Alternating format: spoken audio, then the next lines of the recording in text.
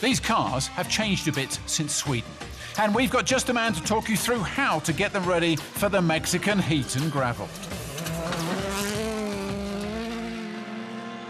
So we're here in Mexico with the same car we had in Sweden, but obviously it's been back to the workshop in Germany for a rebuild and a few subtle changes to help deal with the conditions here in Mexico.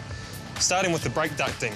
The brakes here on the high altitude, high temperature and very twisty stages create a lot more temperature. So to keep the brakes for the duration of a stage, we have to get as much airflow into the brakes to try and keep them cool and ultimately keep the brakes for the whole stage. Moving on to the suspension. Very similar suspension and geometry as what we had in Sweden, but obviously here with it being rougher, we need some more robust components, different internal settings, different springs to handle with the different grip levels. And of course the main difference, the tyre. This rubber is what will ultimately give us grip this weekend, and we have two choices between a soft and a hard, and hopefully we get that choice right.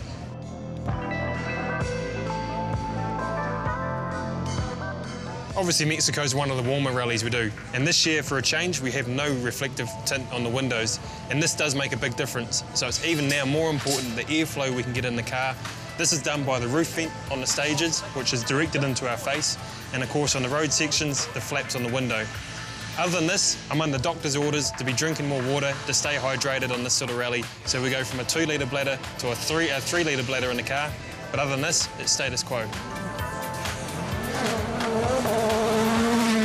So with the heat of this rally and the extra altitude up to 2,700 metres, it puts a lot of strain on the engine and the cooling package. The team have done a great job back in Europe using altitude chambers to try and extract the most power as they can from the engine, but with less oxygen means less power, means we have to drive the car smoother and straighter to keep it on the road. So the guys have done a great job, the car's ready to go, we're ready to go, let's do it.